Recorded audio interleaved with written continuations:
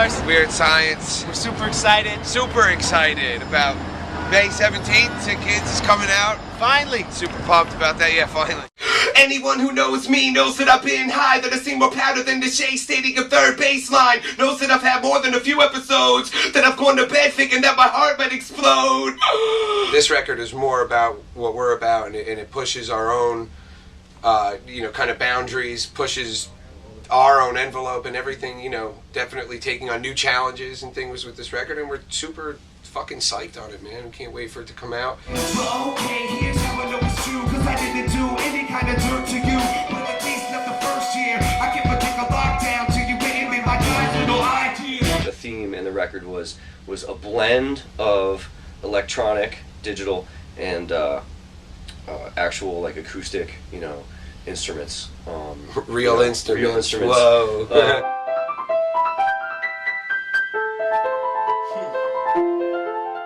How long you been rhyming? Since I was about 12, I guess. Kind of started off as more like a kind of a joke. I listened to, I was a rock and roll kid, like a heavy metal kid. And I got into, Snoop Dogg. I always hear from people that after you left Coheed, everyone was saying how that they like the older stuff more when you were playing drums with them. I'll tell you this, man. A lot of that is just luck. And trust me, I use the word luck very sparingly about leaving Coheed because it was rough, man. For like 2 years, you flip on the TV and you think, that's my band. But no, it isn't. It's not your band anymore. You left. And it's like, uh-oh. What did I do?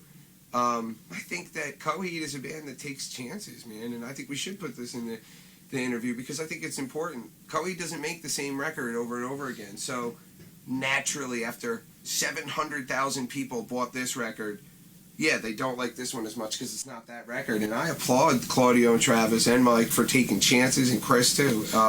They don't make the same record twice, and I think naturally with that you're going to get some backlash, and they keep pushing their envelope, and those dudes are a huge inspiration to me, musically. And just, I have an intimate relationship with Claudio's songs. They were a huge part of my life, and I was able to supplement those songs with my ideas, and that worked really well for a long time. But, I would sign up for Claude's vision any day. I think Claudio is a genius. And he's probably the biggest inspiration on me as a songwriter. Him and my brother, two of the most talented guys I ever met. But to answer your question, I think that there's no way they could avoid that, and people say that, so I take it with a grain of salt when people say that. But a lot of people do say that, and the dynamic of the band changed when I left. I didn't just play drums in that band. I was able to add something to the way Claudio played and the way that I played and the way Travis put things on top of it. There was a magic there that you take out one of the elements, if a pitcher has 3 great pitches and you take away his curveball, well, they're going to be able to hit him. Did I just make a baseball analogy? That was tight. Baseball. It's the best. I wanted to ask you, what's the writing process like for you when you're coming up with a new Weerd Science song? Sometimes I'll just be messing around, with my cheesy little keyboard, and something will speak to me, and boom, it's a melody. And from that melody, it creates a feeling of whether this song's going to be da-da-da-da-da-da-da-da-da or da-da-da-da-da, or, slow and kind of nook and crannying over the beat. And I let the universe kind of dictate where it goes. Not to sound like a total hippie, but that's the truth. I let the song tell me where it wants to go. Why is the new album called Sick Kids? Why is the album called Sick Kids? I thought it just summed up. This guy said to me once, I was looking for dope. I don't know, would he had anything, and I was getting sick, and he texted me, guess it's Sick Kids in Kingston tonight. And just the fact that he referred to us all as kids, I don't know, I thought that it was somewhat metaphorical about, like, inside of an addict is a child. They don't tell you at the DARE program or the Just Say No program that people start doing drugs because it's fun. You're just looking for a laugh, and it feels good, and slowly becomes this evil thing that envelops your whole life, and all the same people that used to do it with you but didn't take it as deep as you did. There's something to be said for people that do it every day because they're not getting those smiles in their regular life. And there's something very hopeless and very childlike about that lives in a lot of addicts. I can't speak for myself, and just something spoke to me about sick kids, that we're all just like inside of all these junkies that are robbing and doing horrible things. It's just a kid that wanted to feel good. And there's something deep about that to me. Even I can't put my finger on exactly what it is. It's hard to articulate, but it spoke to me. Are there any MCs that you look up to a lot? Oh yeah, big time. God, just like over the years, Lars, like so many that, some, how like when a band's your favorite band, but you might not actually listen to them anymore all the time, but you would listen to it just nonstop. And that's how I was with Wu-Tang, a lot of Master Ace stuff, and Disposable Arts. Nonfiction changed my life. I mean, The Future Is Now, that record changed my life. I mean, for 4 months, I didn't listen to any other hip-hop records but that record. And every month or every couple weeks, and I had a new favorite song. And that was a very important record to me, man. Nonfiction, Ill Bill, Wu-Tang, huge.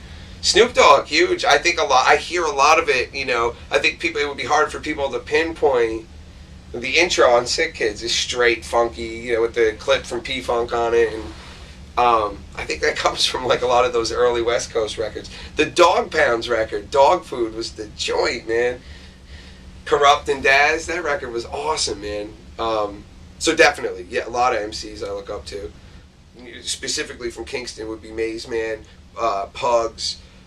Another guy we know, Matrix, who's very passionate about hip-hop, so that's cool. Do you have any advice to any kids who are like, teenage kids or even younger, or anyone who wants to become a professional rapper or producer? Well, yeah, a couple things come to mind. I mean, especially in hip-hop. Hip-hop like prides itself on being real. You can make hip-hop your own. If you lived in a box and you never left the box, you could rhyme about that. Cardboard all day, cardboard all day. That's what the song I would make, and there's some zany, crazy beat. Cardboard all day, I can't leave this box. You might not write a whole record about being in a box, but you could, I don't know, I'm just being silly, but you can always make it, be real with it. How fun is it to search for your own voice? How much fun is that? That's why we do this. Not to just copy another rapper so your 10 friends like it. Hip-hop deserves better than that from all you MCs out there. Hip-hop in general deserves better than that. Find a new voice. Let's find something new, man. Don't just make a song that sounds like the same shit you heard on the radio for your 10 friends to like. Because you're disrespecting hip-hop if you do that. I really believe that. And check out Sick Kids, May 17th. Please. It's coming out. Get it. You can Kickstarter. You can go on. You can support the campaign. There are a lot of cool donation levels. And we'll see you this summer on Warped Tour. And then in the spring, we'll be in the UK before Warped. So we'll see you then. Hopefully you come out. Peace. Peace.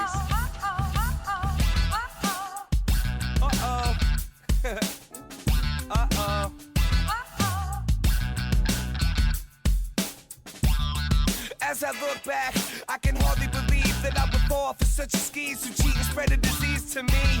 Please, she lied with such ease. It wasn't easy for me to just let go and leave, so I stayed. She would continue to manipulate. Should've nipped it in the bud or hit the brakes. Wait, what a jerk off I am. I'm thinking we're made for each other. She's out sleeping with my friends, and I didn't even see it coming. Seeing as though he was the one who would introduce